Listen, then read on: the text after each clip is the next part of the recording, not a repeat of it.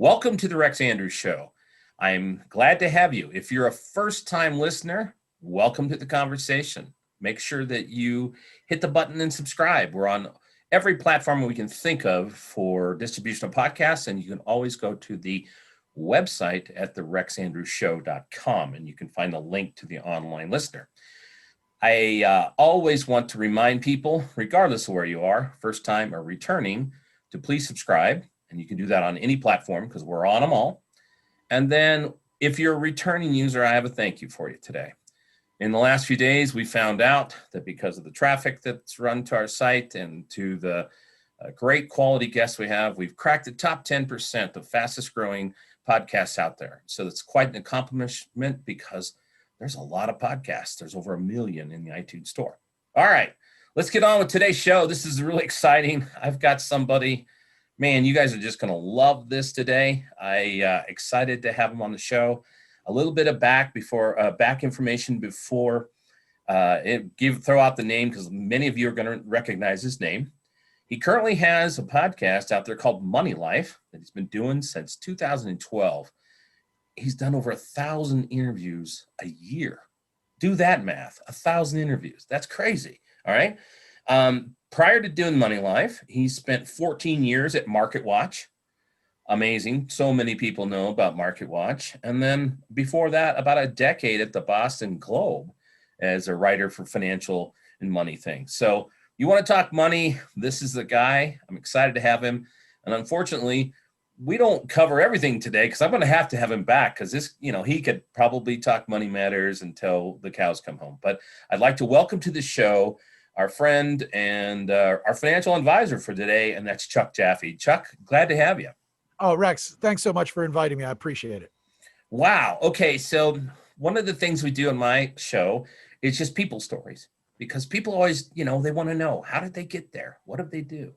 So I'd like to have you back us up, okay, and take us to the Chuck Jaffe story. I mean, I want to know where you grew up, what your, family was like, and then, hopscotch into your education and then jobs and stuff. Because, you just didn't pop out of the womb doing Money Life, right? Well, I didn't, although it kind of feels like I've been doing it long enough that maybe I did. And I need to point out, Rex, that there's an old movie that starred John Belushi called Continental Divide, in which he plays a journalist. Yes. And in it, he has a line that says, maybe journalists are so interested in other people because we're so damn boring ourselves. So with that, great. I mean, I'll be happy to answer your questions, but I will tell you that it's not like I can say, wow, there's a tremendous amount of excitement in this answer. But I mean, I think the important thing for people to know is I am a longtime journalist who really was among the first generation of real business journalists. And when I say that, I mean, if you go back in time, I grew up mostly in New Jersey, started investing with the help of my mother, not my dad. My mom was the risk taker. I started investing with the help of my mother when I was a teenager, bought my first mutual fund, which was Fidelity Magellan while I was in college. But I have a degree in economics and journalism from the University of Michigan. Okay. And back in those days, people didn't cover business. Like business in the 1980s was just becoming a section in your newspaper. Now today, right. I have to remind people, newspapers were this thing that your grandparents read. That's right. That's right. Probably something that you remember from the movies and maybe something that you've seen once or twice yourself. But the people who were doing business in newspapers at that time had no real experience. And here I had an economics degree. So I get out from college and I covered sports when I was in college because, hey, it's the University of Michigan. Yeah, that's right. Who wouldn't want to cover sports there?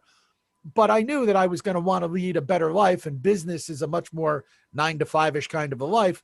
So I was, one of the first people that anybody could have hired who had a degree that allowed them to say, yeah, I can read a balance sheet and I understand this stuff, and, caught the front edge of that.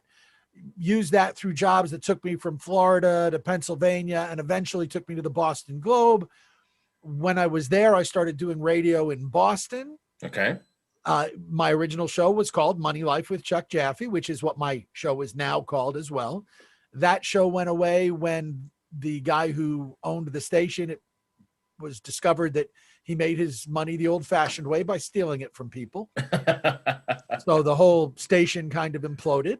I left the Globe and I went to Market Watch, and actually Money Life started, the podcast started while I was still with Market Watch. But while I was at Market Watch, I was writing my columns, which included for 10 years, the stupid investment of the week. Oh my goodness. So, kind of made my niche doing those things. Then also did the show. So today I'm still a syndicated columnist. It's just that there aren't many newspapers around there that are buying syndicated work, but I've got some that have, I know you're in the Denver area. I was in the Denver Post for 20 years. Oh yeah. And then they basically downsized and got rid of all their columnists. So not there anymore, but I'm in places like Seattle and Richmond and Toledo and wherever else that I've been for a long, long time. And then I do this thing, this podcast thing, which is a lot of fun. And I get to talk to the best and brightest minds. And I think that that's the important thing. As a journalist, I'm not the important one. The people who I talk to are the important ones. And I try to make sure on my show, but even as we talk today, I mean, I'm happy to give you my opinion on things, but my opinion is often formed in the crucible of look at the smart people who I talk to, and, get a chance to sort of swim in their brain fluid. Right. That is going to influence my opinions, my insights, and more. Someone that I agree with you with a radio background like I had, it's not about me at all, ever. It's about the guests. It's about the quality. That's where I get the quality. That's where people tune in for. So, hey, I'm just the catalyst and the guy that asks all the questions and, makes wisecrack jokes and stuff. So no, it's all about that. So dial it back a little bit. Let's unpack just a little bit. What was your family like when you were growing up? Did you have siblings? What did were your mom and dad involved in anything business oriented, or what did your family look like? I'm the youngest of three and 9 years younger than my brother and 6.5 than my sister. And my father was a business executive and my mom was a homemaker till she decided to go back to school and get her accounting degree. Okay. My parents, I love telling stories about my parents when it comes to money and investing, because separately they had terrible investment personalities. My mom, because my parents moved to the United States from Germany, I'm first generation American. Oh, wow. And they went through, the loss of everything, and they came here in the Depression era. And my mom had a completely irrational fear of running out of money. Yep. And yet she was also the risk taker. So when I was a kid, she was buying Coca-Cola, National Homes, and we were having stock discussions around the dinner table. And my father was so conservative and so risk averse that he pretty much sat out the 1980s, which were the great decade of the stock market. Yeah. Now, eventually, when he retired from business, he really got into the market and was much more interested. But he was the conservative one. She was the risk taker.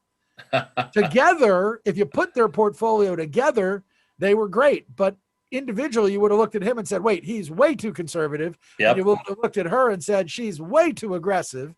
And the only one that ever actually looked at both sides ultimately was me, because I became my father's, my father asked for my advice, and my mother never really asked for my advice. She just asked me to sort of be a check and balance on things. And both of them would make their decisions right to the bitter end. So, that's great. yeah, we talked about money in my house in a lot of different ways, and they encouraged it. And, the result ultimately was 3 kids who grew up pretty money savvy and benefited from our parents, but also got our own investment tastes and decision-making skills. Well, that's fantastic, because not everybody grows up in that environment.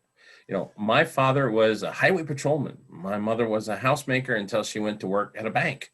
And I don't recall any conversations, and I'm not picking on my parents. I don't remember any conversations about investments. So what a blessing to have in your life.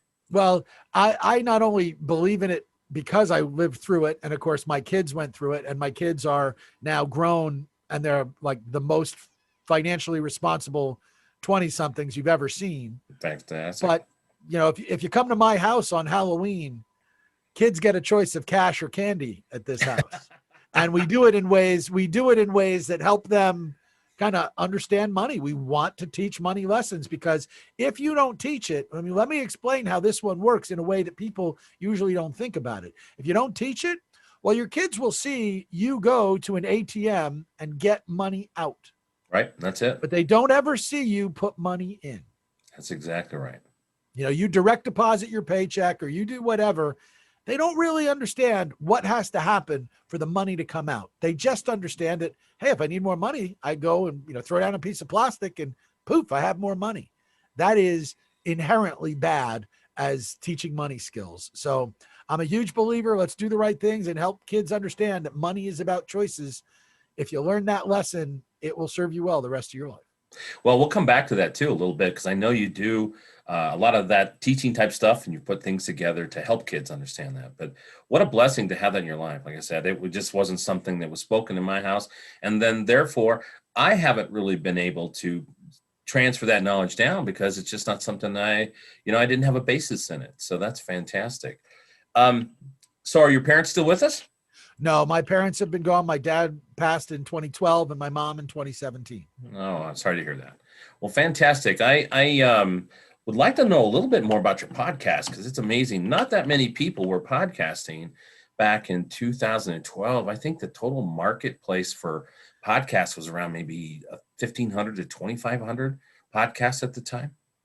Well, basically, I am the exact opposite. I'm the antithesis of most people who podcast.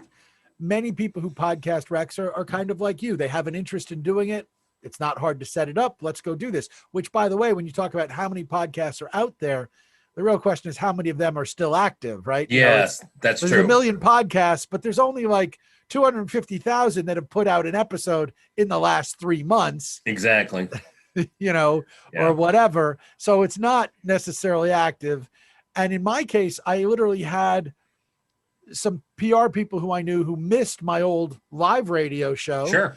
And who sort of said, hey, we've got sponsors who are interested in finding a vehicle. If they threw a bunch of money at you, would you have a show again? And of course, the proper answer for that question is, how big is the bunch? Yes. And they became my first sponsor. So most people start a show and then go, wow, it's a lot of work. I hope I could monetize this. Yeah. Oh, I had a sponsor before I had a show. Yeah, luckily I have one too already. And people don't understand that. I'm in several Facebook groups and other communities where there's one Facebook group I'm in that has 18,000 plus podcasters. And I don't have time to pay attention to it all the time. But the posts I see there, I'm going to guess 90% of them are going to fail. I mean, they just, and for them to talk about, I'm on my second season and I published 6 and I'm like, are you kidding? I did that this weekend, kind of thing. So it's crazy world. Yeah. Well, I'm not sure which of the podcast groups you are in, but if it is the one that has, if it has 18,000, I dare say it's not the largest one. No, not even. Because I'm in one with 55,000 members. Wow. That's amazing. And I usually turn it off. For me, the important one is all the people who do financial stuff. That one I actually pay some attention to. The others, it's basically a whole bunch of people asking the same questions over and over again, which is why, ultimately that to me is part of what has to be done as well. We can talk about this. It's interesting because you're trying to bring value to your audience by saying, let's go out and find interesting people to talk with. Exactly. And as you pointed out, you focus on the guest the same way that I do. One of the things that I see happening in the podcast world is everybody says, hey, how do you want to grow your audience? Get on somebody else's podcast. And there's a lot of glad handing that goes on. Sure. So you get people who will say, and I've seen this happen many times, where somebody say, hey, I want to do an episode on, getting out of debt. So I need an expert on getting out of debt. And 10 different people raise their hands to say, I can help you because I help people get out of debt. Right. And then you go and you say, okay, let's see who's raising their hands. And you find out that what you've got is a bunch of people that have had financial troubles that they've gotten out of. They blogged about, hey, I'm getting out of my problems and what have you. And now they're monetizing their site. And you go, okay, so you got into credit card debt to the tune of $60,000, let's say, and now you've managed to get out. That doesn't actually make you An expert No. on getting out of debt. It No. makes you experienced in getting out of debt. Right. And you're every bit as expert in how to significantly screw up your finances, but somehow you're not talking about that. And by the way, this is in a group which has people who have counseled thousands of people on how to get out of debt, who are real experts. Right. And that's part of what I see that worries me, because if I wanted to tomorrow, I could say, hey, we're not having any guests. Let me just talk about whatever. The hope would be that I would sound reasonably smart and I wouldn't screw things up. Yeah. But I have talked to plenty of people on financial podcasts where I kind of have come off a show and gone, I kind of hope nobody's really listening to this, because what I heard while I was waiting to get on was a show that maybe not so great. Yeah, exactly. I had one of those so far, and I was like, well, hopefully nobody, same thing. Hopefully no one's listening to that one today. Maybe that one won't get quite as much social publishing. So no, you're right. And I think also too, it's like anything else, there will be a culling of the sheep. There'll be a contraction. While you said, like you said, there's, there might be a million out there, but probably only 250,000 or less that have even published something in the last month. There will be contraction because some of these people don't realize it's work. I mean, it is a lot of work to publish one of these, finding your guests, all the editing that takes place, the booking. I mean, it's work. And so when I laugh at those, I don't have time to comment, but I laugh at those people because they're asking all the silly questions. Like, what about this microphone and this software and this stuff? And I'm like, well, if you're not marketing it, then none of that matters, right? So just get started. So funny. Well, all right. As somebody who is not great at the marketing, where chances are good, our content should have given us a bigger audience than we've got. And as somebody who is inherently distrustful of most podcasting numbers for reasons that have to do with my background in the business, sure, I can simply say that if you can't get an audience, it's really tough to grow it. It is not entirely the field of dreams that people think it's going to be. No. If you build it, well, you may get them to come. And as we joke, we're going to be a 10-year overnight sensation. We've gotten to where we have the critical numbers that people want to see. But I can tell you on the day of our first show, we got 2 downloads. 2. Now, that show has now, of course, been downloaded thousands and thousands of times. But, sure. But yeah, the first day, 2. And none of those were me. So at least, I hadn't goosed us at all. Well, last question on the podcast stuff. Then I want to get into the fun stuff. What do your recent downloads look like? What's your numbers? I mean, what's your audience look like? We don't disclose much about our numbers. Okay. We're in the top, if you know what the numbers are for podcasts, Yep. And, you're looking at downloads per episode over 60, 90 days, whatever it is off of release. Basically, they talk about, hey, when have you gotten past 1,000 downloads per episode or what have you? Mm-hmm. That puts you in the top 10%, et cetera. Yep. We are comfortably in the top 10% on downloads without probably breaking the top 5% just yet. And I hate to give an evasive answer, but no, that's fine. That's fine. It's for us, it's one of those things that it doesn't, when we're talking with folks, we have this happen every now and again, and you know what it's like to book guests, but the audience may find this interesting. We get these great investment guys, people that you see on national television, folks who don't go on national television sometimes because they hate the really short format, and we give them a long format. Yep. Things along those lines. And every now and again, somebody will say, well, what are your downloads? As if they want to determine whether they're coming on the show. Exactly. And my answer is, we'll give you as much information as we give, but if that's what determines it for you, why don't you find somewhere else? Stay at home. I mean, we will do 4 or 5 interviews this year with guys who have won a Nobel Prize. There are about 20 companies in this country, 20 asset managers in the United States that manage over $1 trillion. We will have the chief investment strategist on from probably 3/4 of them, Wow. those sorts of things. If you don't like the company you're in when you come onto our show, you don't belong on our show. That's It's that great. simple. And we're pretty good gatekeepers. So for us, we don't spend much time talking about the numbers, but yeah, we're in the That's top great. 10% I for was going to downloads. guess a pretty high number as far as percentage, just because your length of time, the topic you have. So it's great. Yeah, So, there's some other reasons, technical reasons for what we were doing when we started that probably held us back.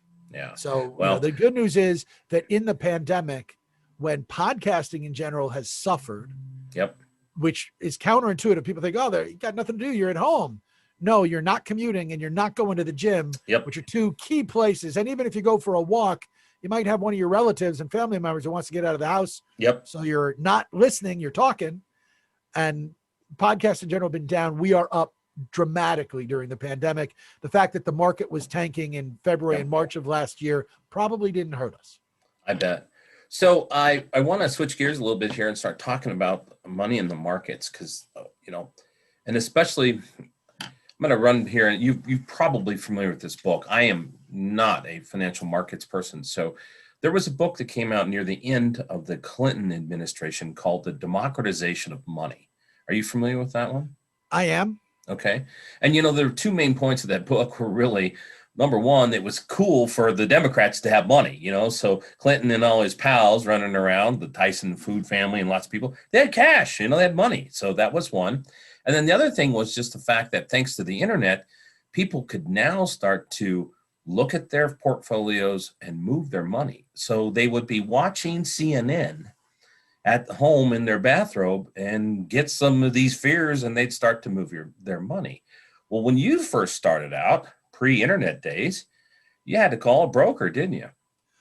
Well, yeah. And I mean, in fact, in terms of democratizing money, there's been a huge development that people kind of missed during the pandemic that will help everybody. It'll help your kids. It'll help you teach the right lessons.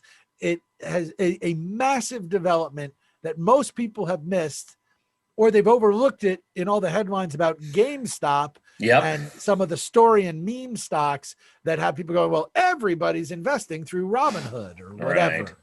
So yeah, there's a huge difference. And in fact, my kids, I set up stock portfolios for them from the moment they had a social security number. Right.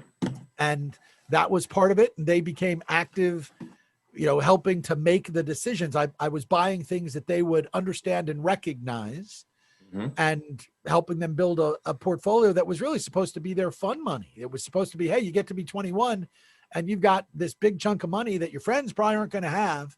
You've understood the benefits of stock ownership, and we've taught you a little something. Sure. Well, I had to pay full commission on some of this stuff, or I got discounted commissions. But, when you're buying 2 shares or 10 shares or 20 shares in the old days, that's called an odd lot. Yep. You paid higher than normal commissions to buy fewer shares. Exactly. You wanted to buy a round lot of 100 shares, you got the best commissions. You buy 6 shares, you're not getting discounted commissions. So for me, it was about teaching the lessons, and I didn't worry about the execution. But now you can do the execution so well. And that's the big change that I was talking about. If you want me to go on, I'll tell you how it's working. Yeah, let's do. That's what we're here for. So one of the things that came out, you may have seen some commercials for it if you watch television, was Charles Schwab introduced what they call stock slices. Yep. And Fidelity has its version, which they call stocks by the slice. Yep. And both of them are programs where basically you can buy any company in the S&P 500. And there are some fine line differences between the two, but I think you can buy up to 10 of them, but you can buy them for as little as $5. Right. So in other words, if you want to say, hey, I'll put $5 a week into my favorite stock, you can do that. And if it happens to be a stock that sells for $1,000 a share, well, fine. It's going to take you a long time to get a share, but you can do that. Right. And you can do it commission free in fractions. And that makes it that, what do you want to get your kids as a gift? Give them a gift of stock and start to explain, hey, even if it's just, we're putting in $1 a week. Yeah. Or $5 a week, you're going to see what dollar cost averaging is like. Hey, this stock is up. So our $5 bought less this week. Now the stock is down, or $5 bought more this week. You're going to teach them crucial lessons about long-term investing. And you can do it so easily that like it's a godsend. Sorry for the interruption. Not a problem. That doesn't Not a happen problem. again. So that's fantastic. So was this a couple of questions for that? I had seen this, and this is one of the areas I'm going to talk to you about today, this fractional purchase capabilities. Was it just technology, or were there FCC regulations that allowed this to happen now? I don't think it was really that the SEC did anything to encourage it. I think it was more that you had technology. I mean, think about the evolution of things. While mutual funds are almost 100 years old at this point, the first mutual fund was created in 1924. Okay. Mutual funds have been what's called a book entry security for basically all of time, where you put in money, I'll invest 100 and it buys me whatever 100 buys me, right, out to a couple of decimal places. Stocks were, if it's $1 a share, 100 gets me 100 shares. If it's $10 a share, 100 gets me 10 shares, and it has to be whatever the I have to come up with an actual number. So book entry has been around for a long time. It just was a case where they needed to decide it was a priority. And so the evolution of the industry made it that brokers went from making their money selling or trading to brokers made their money managing money, or perhaps in the trading process and some of the things that they do as things get traded instead. And so as they started living less on their commissions, they were able to go to commission free because it became a commodity. So they could basically say, who cares if we make our money? When they finally pretty much said, hey, we're going to be commission free, nobody looked at the balance sheet of a Charles Schwab and said, wow, this company's headed for trouble because that source of revenue is being cut off. Right. Instead, it was more like, what took you guys so long? Okay. So it was really the evolution of the industry more than anything that the Securities and Exchange Commission did or anything else.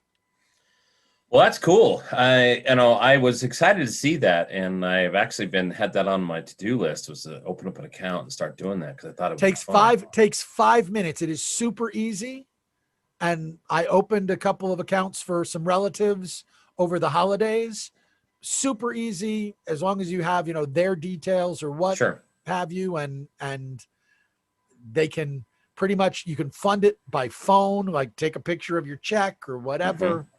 Super easy. So that's cool. I was going to go there. So what other big changes have you seen over, let's say, since you were at your Boston Globe days when you first started seeing? What's some of the biggest things you've seen in this industry?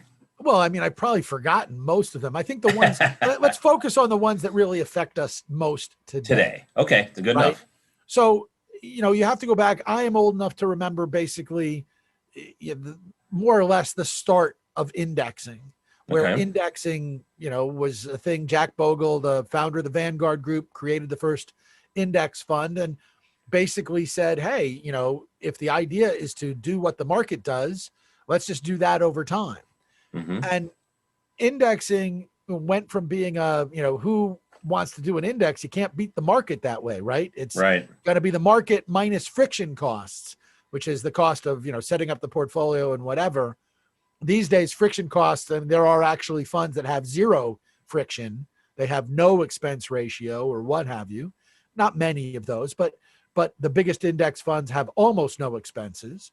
So basically, if you say, hey, I believe the direction of the stock market is going to be up, I want to capture that, I'll go buy an index fund. But back when they started in the 1970s and 80s, it's kind of un-American. Like, what do you mean you don't want to beat the market? Ha ha. That strikes us as dumb. You should want to beat the market. Right. And yet most folks didn't want to go towards indexing. So the indexing evolution became huge. And then it became that financial advisors, how were they going to justify their services? So we've then seen the evolution of exchange traded funds, which don't really go along with the true Jack Bogle, I'll be a long-term buyer of an index, because an exchange traded fund, is basically a mutual fund that instead of trading at whatever price it is at the end of the day, trades at whatever price it is right now. Okay. As if right now is important when you own a couple of dozen, couple hundred, or 1,000, or whatever stocks are in the index. And you've now had it be that advisors will say, hey, I don't buy portfolios of, I'm not an active manager. I buy passive mutual funds, but then they actively manage those, like, oh, wait, hold it, we'll weight you this way or that way. So we've seen those sorts of things, which, by the way, are not all good for investors. I mean, I think, if you want to be a passive investor, you say, hey, I want to get the return of the index, pick an index or two, own them, keep throwing money at them. Long term, it will pay off, right, et cetera. So I think indexing and then the evolution of ETFs, that has been major developments. I think on the individual stock side, there have been a couple of things. One is just the dramatic shrinkage in the number of available stocks. So there are far fewer stocks available today than there were 20 years ago. Really?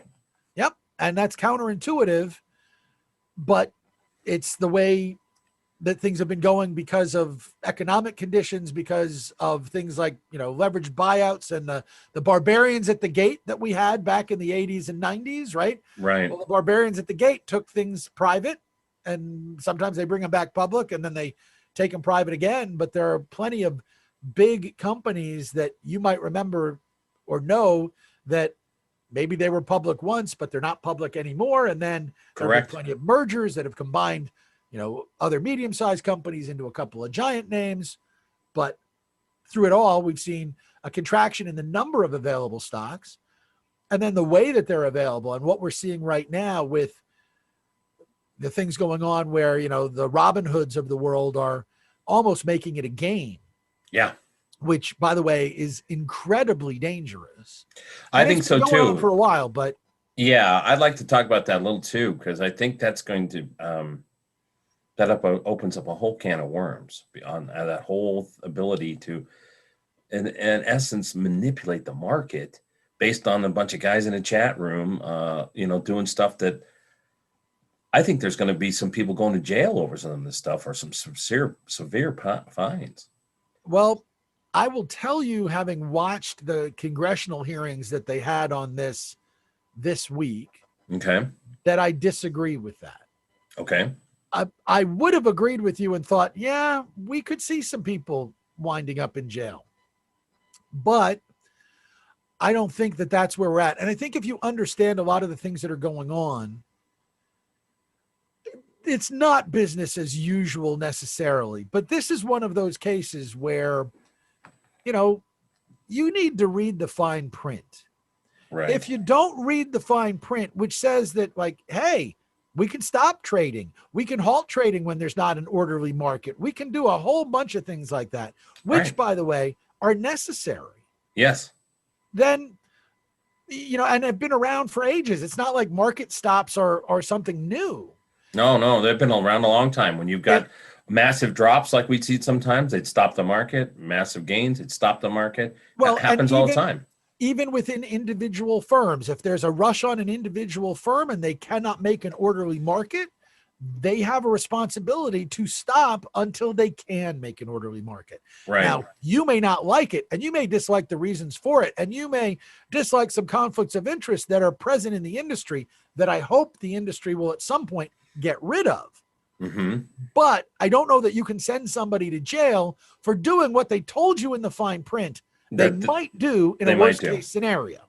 Yeah, I guess it's a novice's perspective looking at that, because I'm sure, because the Robin Hoods of the world, they have regulations as far as how much backing they have to have against those stocks and things. And so if it's unruly, they've got to stop it. And, the average person who's reading the headlines in the news or listens to that, 30-second snippet, they're not getting all the details that as you mentioned, that are in the fine print. Well, and that's where, like, the gamifying of it is a problem. And by the way, I'm not a big fan of hedge funds, okay, and short sellers. I mean, I understand short selling really well. I'm prohibited from doing it because as a journalist, it can be considered an ethical violation to be betting against somebody that you might be writing about. Exactly. You're kind of insider information, so you can't do it. Yeah, I have not. I am not a short seller myself. I understand it. I don't have a problem. I mean, I think if you wanted to make the case for short selling, right, there's an ETF run by ProShares, so an exchange traded funds run by ProShares, and it is the long online short retail ETF. Okay. So if you believe that everybody's going to do their shopping through Amazon and all the online websites, and they're all going to give up going to stores, this fund, basically, that's what they do. They invest in, and I mean, let's face it, you can make a pretty strong case. Look at what's happening to what they call, the retail apocalypse, right? Yep.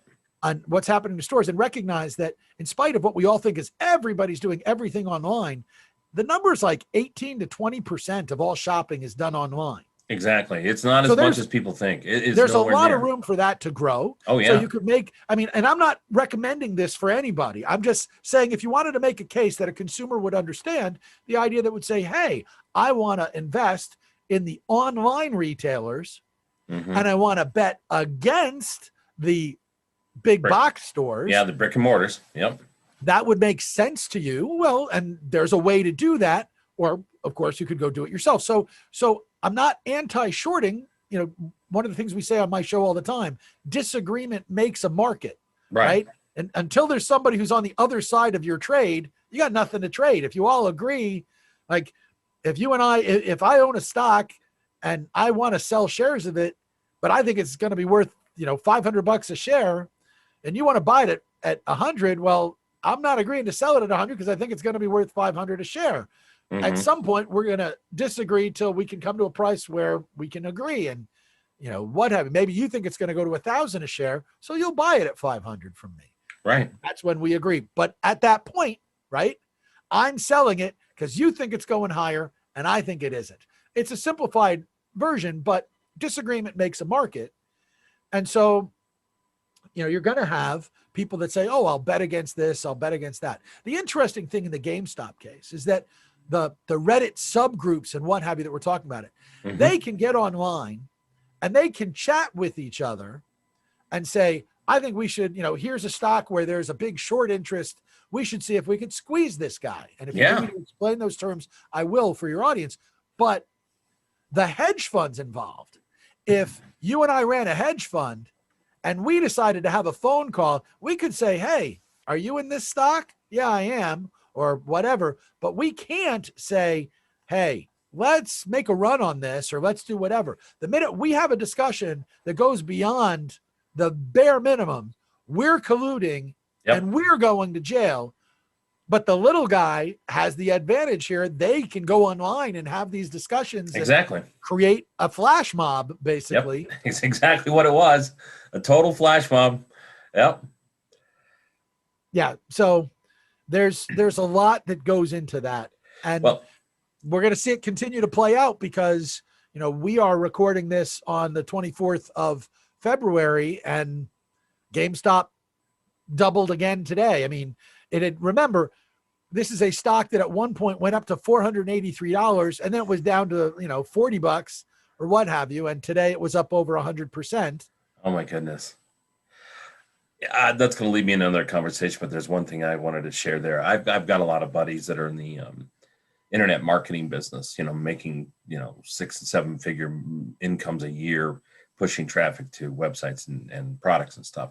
And a lot of these guys literally got in on this whole, it's almost like a fevered pitch of the gamification of the market. And I watched their Facebook groups and stuff. And these guys, it's a lot like gambling. I mean, it's like an addictive type of environment. And these guys, the gamification of it isn't so much about owning these stocks and long-term things. They're in it for these quick hits and stuff. And I take a step back and look at that. And it's like, this is almost like rolling to Vegas and playing, blackjack or something. It's crazy with the gamification. It's very much like that. One of the most fascinating presentations that I've ever sat through, one of the most interesting experts I've ever talked to, is a guy named Chris Anderson, who is an expert at gambling addictions. He's an addictions counselor. Yep. And he, at one point, was addicted himself, but his problem was never in a casino. No. He was addicted to buying and selling futures and options contracts. And this was many years ago. Oh, I just grin from ear to ear because I've got buddies doing this right now. Yeah. And he would break things down. He gave a presentation that I arranged for him to come to a conference. We were talking about my background. I'm a past president of the Society of American Business Editors and Writers. So, I'm involved in helping journalists and working with journalists. And we had Chris at a conference where he broke down, I don't think it was 60 minutes, but it was somebody like that who was talking about, these guys, and this was many years ago, who were living in their mom's basement, trading stocks. Yep. In before we had the technology we have today. And he basically would stop the presentation and then and say, here's certain gambling behaviors, see if you can spot them. And then you'd see these guys talk, and sure enough, there were all the gambling behaviors. And what I know is that good traders are exceptionally disciplined. Yes. They are not doing, let's fly by the seat of my pants or whatever. I mean, you may not like technical analysis, which is literally sort of charting things to try to see what the charts are telling you. But throughout the pandemic, where fundamentals were tough to do because, you had companies that had stopped, right? No revenues. How do you gauge year over year in a retail business when nobody's out shopping or whatever? Technicals have worked very well for people, but the guys who are dedicated to them, they are incredibly disciplined. Right. And they understand that they're going to be wrong a lot, but they're going to structure their trades to be right. And if you don't know what that means, if you don't know how to structure your wagers, if you want to jump into a trading situation, you don't belong there. This is going to the poker table, and if you don't realize who the dead money is, it's you. Well, I want to give my friends credit because they're really smart guys, and the reason why they're doing well with trading right now is because to make any money, doing the internet marketing stuff, it's all about the analysis. It's all about making small, minor modifications, patience, and then just understanding what they're doing. But while I see them do that, I also see there's that addictive behavior. And I also know a lot of the people that are stepping into that. It's kind of like almost like a free money thing, the old Dire Straits song, money for nothing, chicks for free kind of thing, because there's an addictive behavior. And I can tell you, a lot of the folks that I know that are getting into this, they love to go to Vegas. They love to roll those slots. And so there is that side of it. But my friends are really pretty analytical, but it's, like you said, let's just point out that when GameStop went from $18 to $40, nobody was talking about it. No, not at all. When GameStop went from $40 to $480, everybody was talking about it. Right.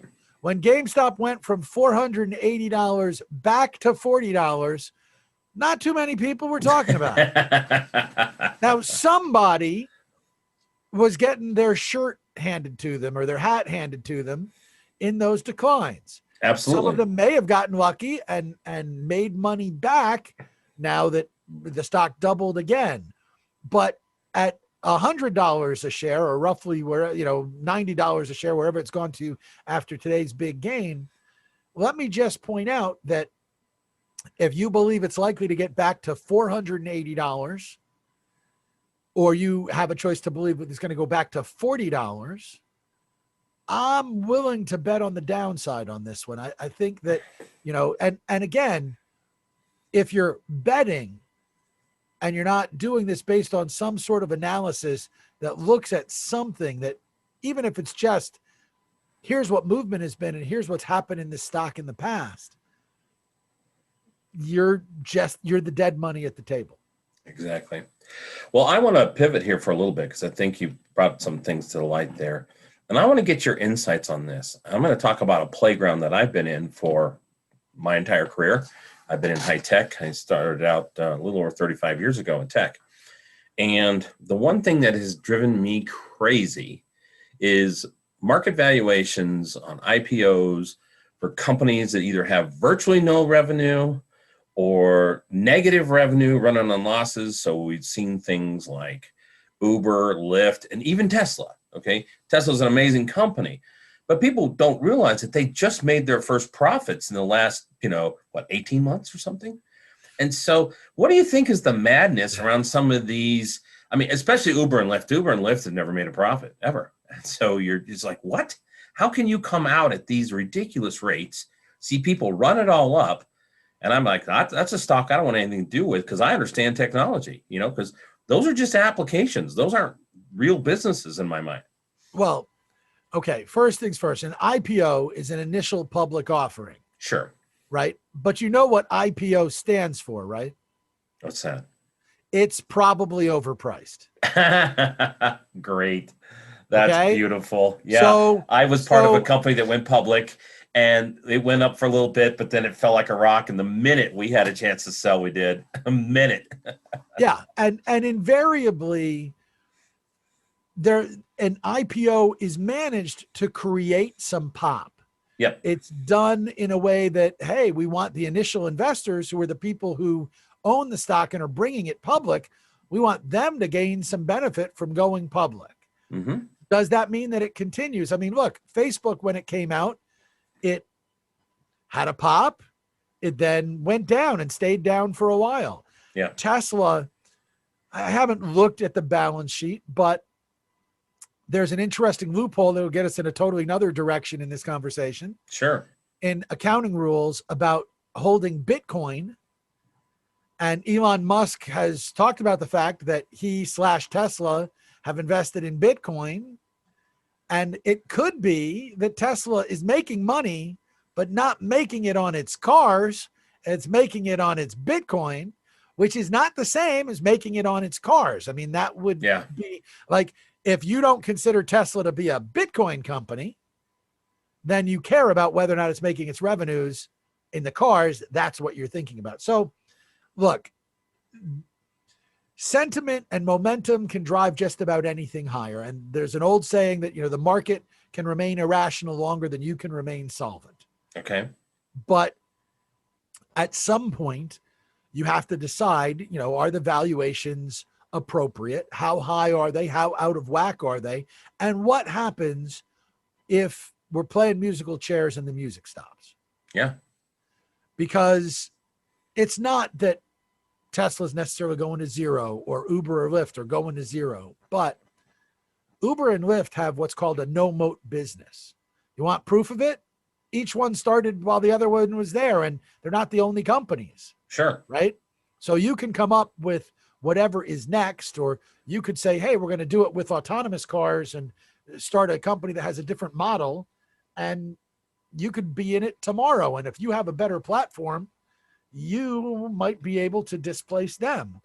So until businesses are making money, they can be dangerous places. Does that mean that you shouldn't invest in them? No. You might want to take a flyer on, hey, I want to own this company because I believe in its technologies, and I think eventually they will merit the valuation that they've got.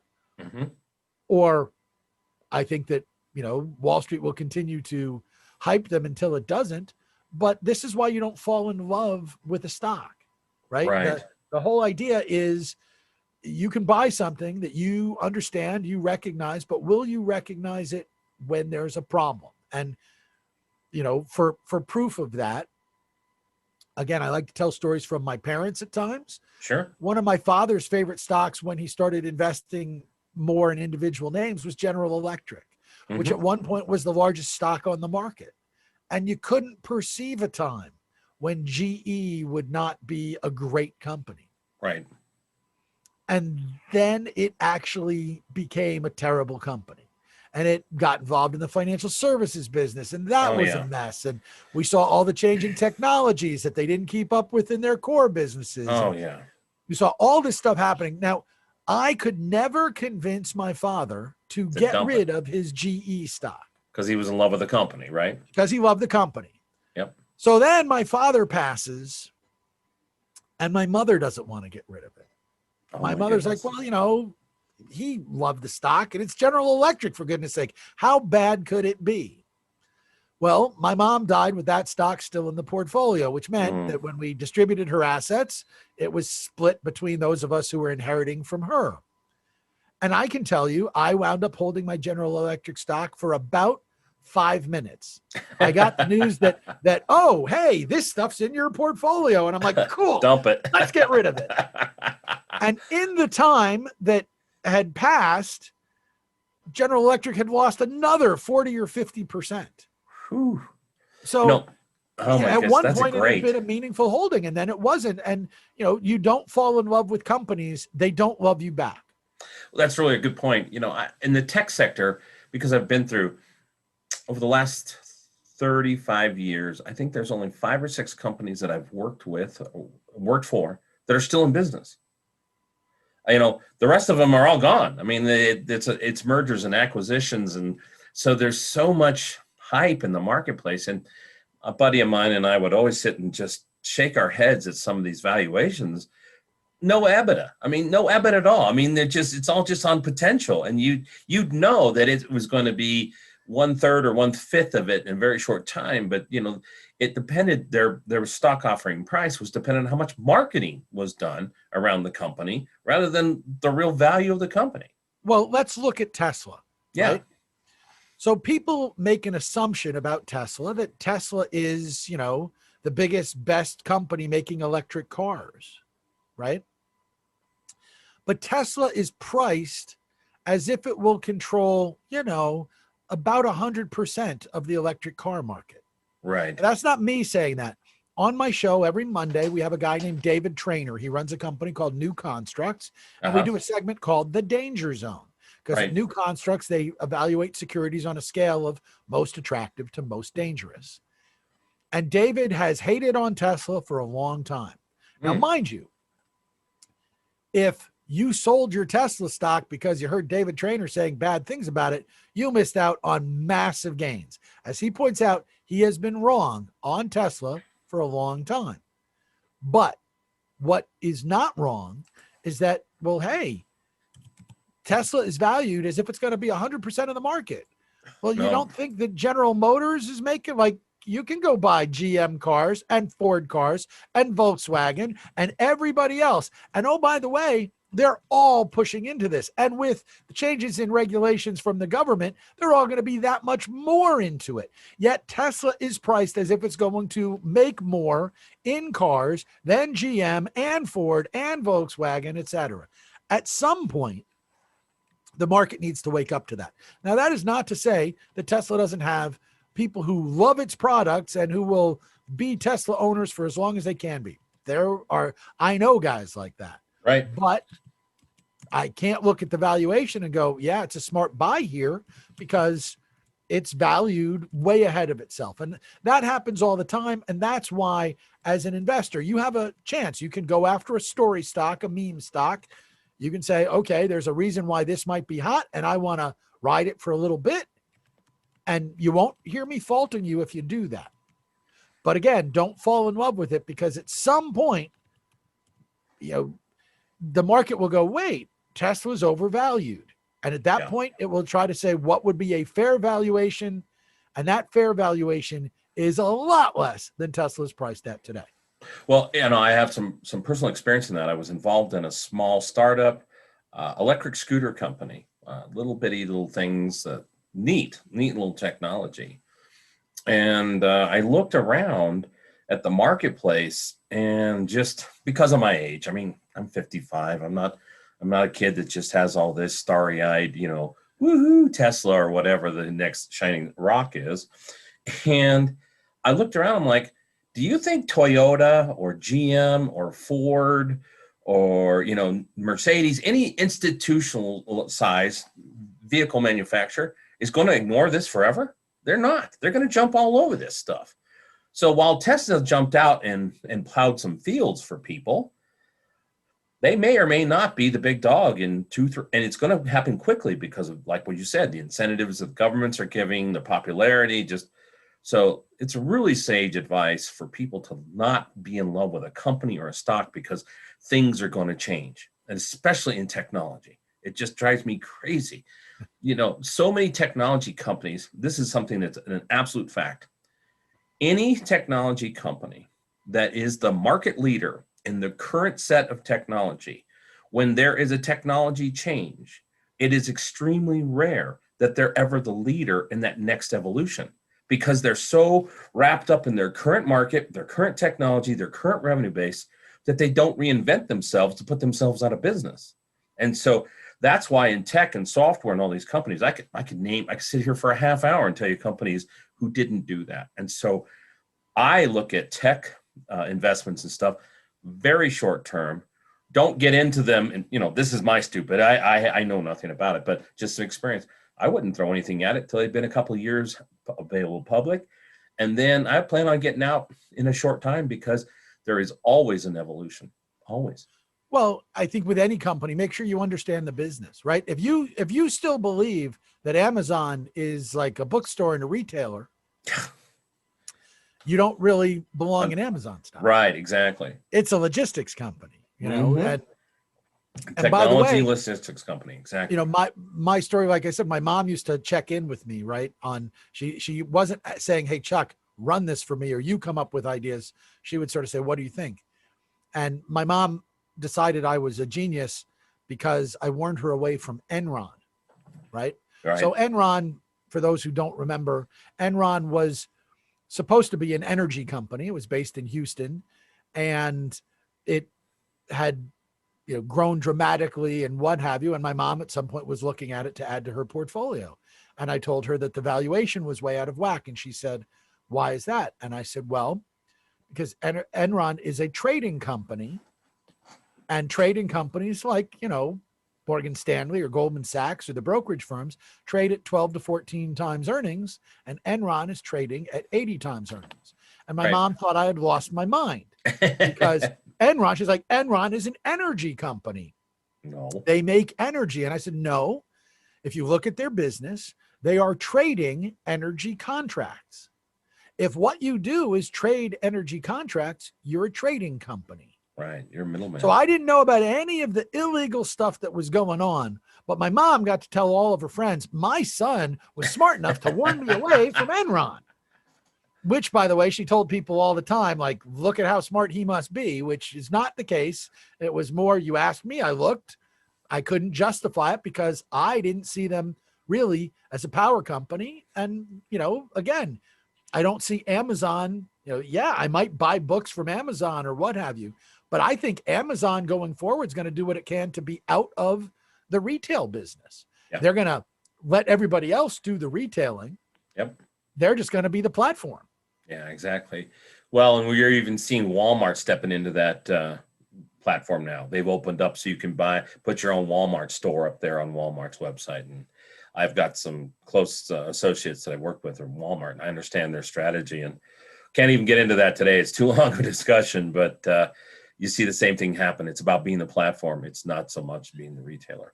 So I want to pivot for just a second and get your thoughts on our insights on the whole Bitcoin thing. This last week, I had a great interview with a guy named Jimmy Song. He's a programmer and Bitcoin evangelist. What do you see happening in the world coming up with Bitcoin because of all the things that brings to bear? Well, unfortunately, I will say that my favorite Bitcoin expert was supposed to be interviewing with me on my show today and had to postpone it. I wish I had his insights to add to this. Cryptocurrencies are very interesting. From an investment standpoint, they're very weird. Mm-hmm. Like, here's the thing.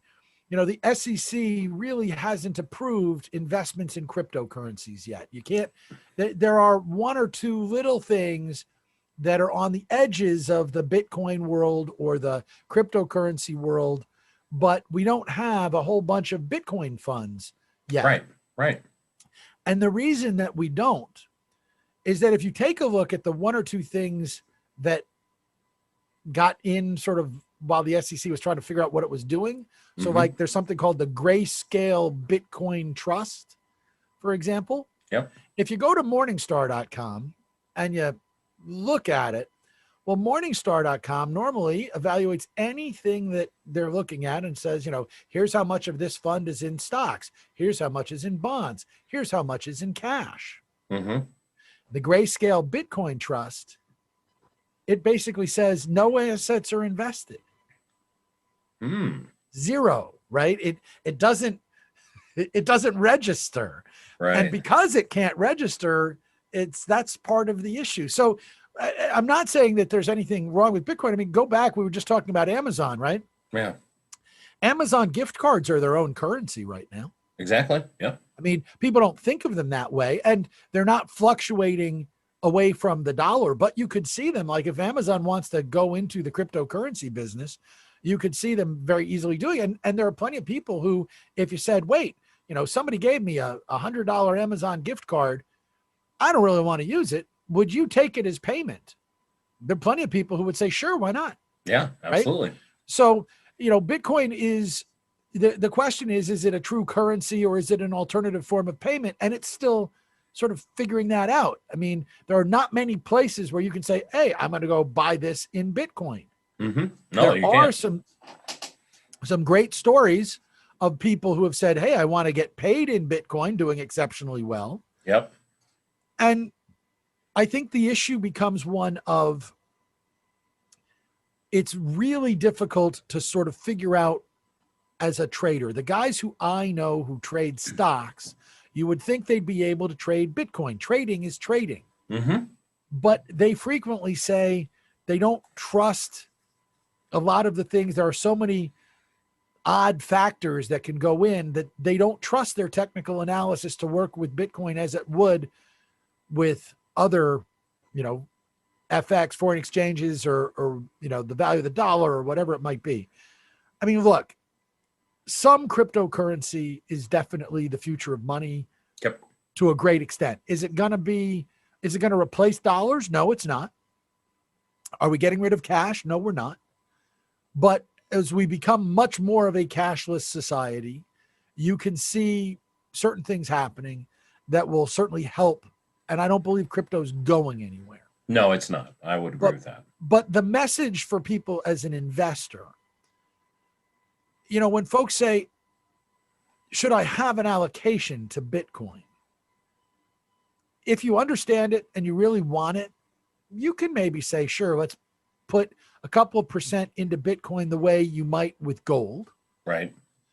But most people who have held gold over the decades have been pretty much dissatisfied with what it does to their portfolio. Right. And although it's easy to look at Bitcoin right now and say, hey, I love it, it's a lot harder over time. I mean, it's very funny to me. Early in the Bitcoin revolution, when I was writing Stupid Investment of the Week, sure, one of the first times that Bitcoin made any headlines, it popped and doubled, and I made it the Stupid Investment of the Week. Now, part of the reason it was Stupid Investment of the Week was because the vast majority of people had no clue of understanding it. And oh, by the way, we were still dealing with things like Mt. Gox, which for those who don't remember, I was involved in a story that helped bring down Mt. Gox. But Mt. Gox was the largest Bitcoin exchange. Okay. And I had literally a neighbor 2 doors down from me who, was reading my column in the local newspaper. I had written about Bitcoin, comes up to me while I'm playing with my dog and goes, I know that you're wary of Bitcoin. He goes, I've made great money with it. And I said, well, that's awesome. I'm glad that you have. And he says, yeah, the problem is I can't access the money I've made. Right. And I said, well, then you haven't actually made anything. He started to show me what was going on with Mt. Gox. Now, Mt. Gox was disreputable. It eventually disappeared. It took a lot of people's Bitcoin with it. But back in those days, Bitcoin was even more of the Wild West than it is right now. Wow. Now, I've got people who will periodically bring it up and go, look at this Jaffe guy. He said Bitcoin was, it was a stupid investment of a week, 14 years ago. That's not this week. That's not last week. Exactly. Conditions have changed. It could still become stupid investment of the week. The thing is, anything could be a stupid investment in any given week. Sure. Right. Sure. But, ultimately, I think that Bitcoin comes down to a very simple thing. do you want to make a commitment to it? Are you willing to ride with the volatility that it represents? Mm-hmm. And are you going to sort of say, I'll make it a small portfolio, I'll make it a small piece of my portfolio and hold it regularly? Right. If you're willing to do that, then okay, make the allocation there. But don't think that like, oh, I'm never going to reach my retirement goals, or I'm not going to do whatever if I don't have Bitcoin, because that ain't it. Right. So it's like anything else. I think wise investors would do. And again, I'm not an advisor. You got to do your research. If you're going to buy a stock, you really want to get deep on that company.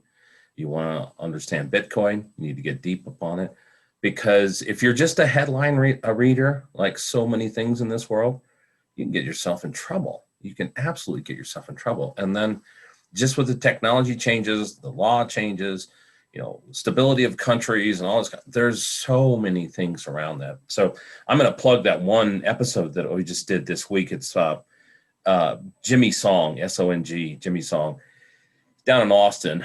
A brilliant guy, because he's been a programmer all the way through, an evangelist and stuff. And so he's very balanced in his teaching about it and his talking about it. So interesting. And he was a guy who got paid in Bitcoin for certain types of programming. So it was a currency that he actually accepted. And like you said, he's made a lot of money at it, but does he pull it out? Well, no. So, well, anyway. I mean, we also have all the other horror stories, right? Yeah. The guy who's got like $200 million in Bitcoin, but he can't remember his password. It's a true story. It's a very true story. And his Bitcoin wallet gives him like 10 opportunities, and he's used 8 of them. Oh my And if goodness. he doesn't figure it out, That's it will it. be gone. It will never, he will lose 200 million bucks and will never get it back. Now, mind you, he's a Bitcoin millionaire in other ways over and over again. Sure. But even so, and we'd all like to believe, oh, that would never happen to us. All I got to tell you is, if you've never like looked at your state securities administrator to see what they have in lost resources and things that you don't think, like everyone, oh, I'd never lose track of an account. Really? Because there's all kinds of them, and you'd be stunned, and there's a good chance it's you or your family or somebody. Oh. If you think it couldn't happen to you, again, I feel like I understand what you're getting into. I feel like I spend about 1/10 of my time resetting passwords, because I can't remember anything, and I'm a tech guy. Well, I want to take one last quick little subject. Gosh, Jim, Chuck, we could talk to you for hours, because it's such a diverse niche that you're in, and there's so many things to learn and stuff, and it really needs to become a lifetime study for people. But that's where I'm taking this next question for you. All right. I'm a kid out of college. I'm a high school student. I'm a 40-year-old. I'm a 50-year-old. I've never played in the financial markets. I don't really understand money at a level beyond, like you said, going to the ATM. Maybe my 401k. Where are some good places for people to start getting some education? Because I think that's like anything else. You got to get some education. Well, I mean, it's an embarrassment of riches these days in terms of where you can go to get education. And it's funny, if you are that beginning person, aspire to my show, but don't necessarily come to my show right away. I mean, check it out by all means. But one of the things that I say is that I don't compete with most of the financial bloggers and podcasters, because they're helping people get out of debt and manage money. And it's not that we don't do that, but you kind of graduate from like, wow, I really got into it. I really love hearing money chatter and talking about money, and I want to get smarter. And that's when you come to us, because we have such a volume of content. But I would say that there's plenty of places to go in terms of finding content. But if you ask me and you said, okay, like let's start with something super simple. The biggest investment companies, the Vanguards, the Fidelities, the T. Rowe Prices of the world, Charles Schwab, have massive libraries that are really well written, that will help give you the basics. Yeah. But all you really need to do, I mean, understand, this doesn't have to be complicated. No. Start by setting things out. I mean, somebody asked me the other day, they said, what is the most important term that a young investor, a young person would need to understand when it comes to investing? And they were asking this question to a bunch of people, and everybody gave them, understand. I said, look, the most important thing you can understand is compounding. Yeah. And the power of compounding. Yep. And it's very simple. You know, if you understand how compounding works, compounding is making money on your money. Yep. Yep. So when people are young and they're starting out and they go, I don't really have any money, so how much is it going to matter if I save just a little bit? Well, the problem is this. We know you can, I'll teach everybody a little something if they don't know it. The rule of 72 involves how long it's going to take before your money doubles. Okay. Right? So you take 72, and you can do this in either way. But if you believe you can get, say, 8% on your money, 72 divided by 8 is 9. And it will take 9 years for your money to double at 8%. Right. If you're able to get 12%, 72 divided by 12 is 6, you would double in 6 years. Right. 10%, 7.2, right? So you start out, you make a reasonable return, but now let's talk about doubling and then doubling again. You're the 22-year-old investor or the 25-year-old who has a little bit of money that you want to set aside. It may be a little bit of money, but if you stick with it for, say, 10 years and it doubles, it's now a much bigger bit of money. Yes. And oh, by the way, you're one double ahead. Yeah. Right. And all you need to do is think like, hey, if I set $1,000 in there, I set $1,000 down when I'm 25 and it doubles every, we'll say you get 10%. It doubles every 7 years. So it's $2,000 when you're 32, and it's $4,000 when you're 39, and it's $8,000 when you're 46, and it's $16,000 when you're 53, and it's $32,000 when you're 60. And when you hit retirement age, it's $64,000. And you get to your golden years and it's $128,000 when you're, before you turn 75. That's $1,000 at basically 10% a year for that long. Now recognize that you didn't start because, oh, I don't know anything about money or whatever. You didn't start till you were 30 and you were making a little bit more money. You missed one double. That's it. Yeah. You missed one double. The double was not 1 to 2,000. The double was 64 to 128. Yep. That's it. That's the double you missed. That's why you start early. That's what you need to know. If you're out there and you're saying, I don't know anything, it almost doesn't make a difference what you go to learn, as long as what you are learning is, I believe in the stock market. I believe the long-term direction will be up, and I want to capture that. You can do that with an index fund. You can then decide as you become more experienced and you have more money, what do I want to add around that? You can make things more complicated.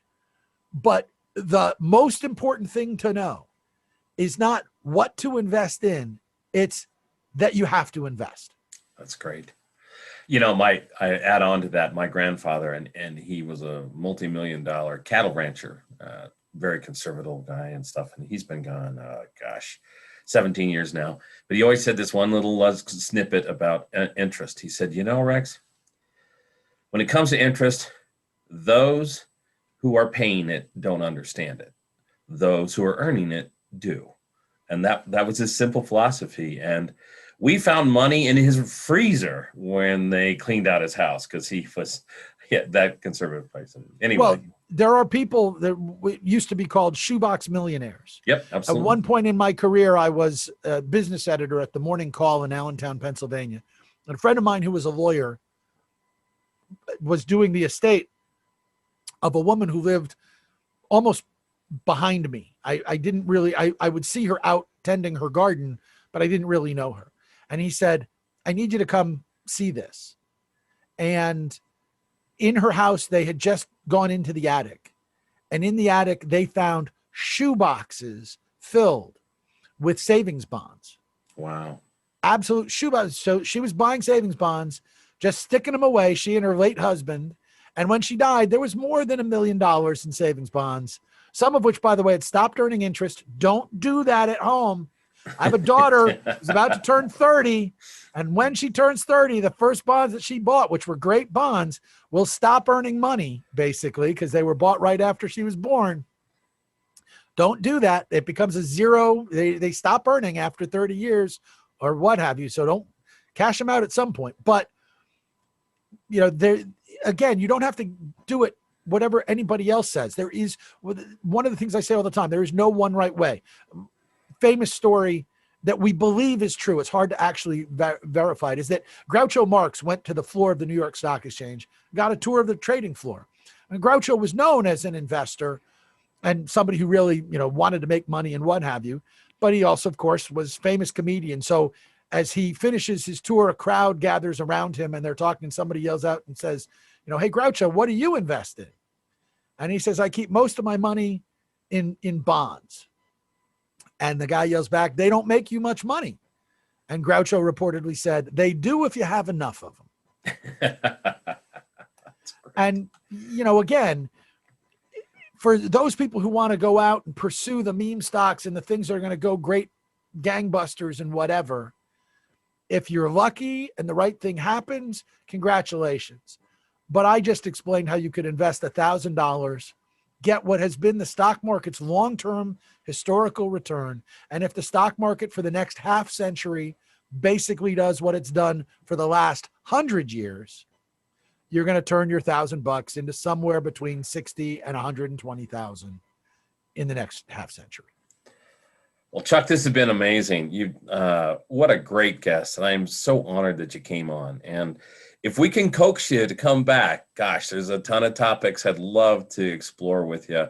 It's been a great ride to understand your journey, your perspective, what's going on with money life. I mean, wow, there's just so much to talk to. So it's been great.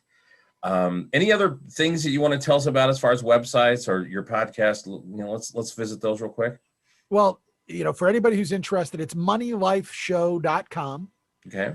And the great part about that is that on there, you can also find my columns directly. So if you are in one of the many, either you're no longer a newspaper reader or yours is one of the many papers that say discontinued my column, you can find my columns on the website, or you can send me an email and we'll add you to our distribution list on the columns as well.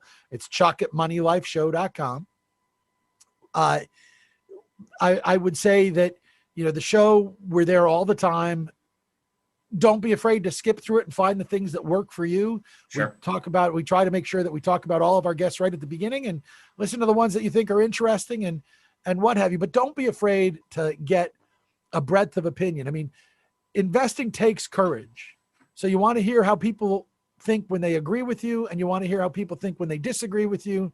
Because if they disagree with you, it may make you come to their side, or it may make you that much more confident in the way you're doing things. But, use our show as a resource. If you decide that you want to come to it, by all means. Fantastic. But get out there and learn what you can and understand that there are plenty of resources and that you don't have to get it perfect. That don't let perfect be the enemy of the good. If you're setting money aside and you're doing the right things with it, you'll get there. And by the way, you may, especially if you're starting out slowly or what have you, you may wind up finding yourself in a bit of an advantageous position. Why? Because if you get really into it when you're really young, you're going to get to an older age and go, wow, I have a lot of stuff in my portfolio that I just need to clean up and get rid of because I want to simplify my life, not make it more complicated. Right. It's okay to have a simple portfolio. It's okay to do this with a couple of mutual funds, to not make yourself crazy, and to just kind of say, I need to make my money work for me, but I don't need to be all into it all the time. I'd rather go live my life and let my money work for me as best it can. Fantastic. Chuck, again, I can't thank you enough for coming on the show today. It's been an eye-opener for me to listen. I am absolutely going to put you on my playlist for podcasts. Going to start following your newsletter and those types of things. I know many of our users will. I hope and pray we can get you back on it sometime. I know you're a busy guy. Now, you guys are dropping about a show a day then on your podcast? We do 5 shows a week, basically. Fantastic. Pretty much all year, and with the exception of either some sort of act of God, like, hey, we had power outages or what have you recently that cost us a day, or the occasional holiday. Okay. But you can expect 2 250 shows a year. That's great. And about 4 guests a day. So we do about 1,000 interviews a year. Let me just give you a tidbit to share with your producer. You could just tell your producer the next time he's grumping about days off, just tell him this: time off is stealing from the company. Yeah. We call the show Money Life. We try to have the appropriate work balance. I know. He doesn't complain about getting days off because he's got we have ways to make it that we can all take days off. The one who has a tough time getting days off is me, but I love my job. If that is not apparent, again, well, then you don't. If it's not apparent that I love what I do. Yeah. Rex, I'll come back and chat money with you anytime because I love doing it. Well, you don't have a job. You have a passion and you have a way of expressing it that's amazing. All right, so we're going to wrap it for today. Thank you for listening in to the Rex Andrews Show. Always remember to subscribe when you get a second. And until next time, I just have a few things to say. Be safe, be bold, and make it a great day.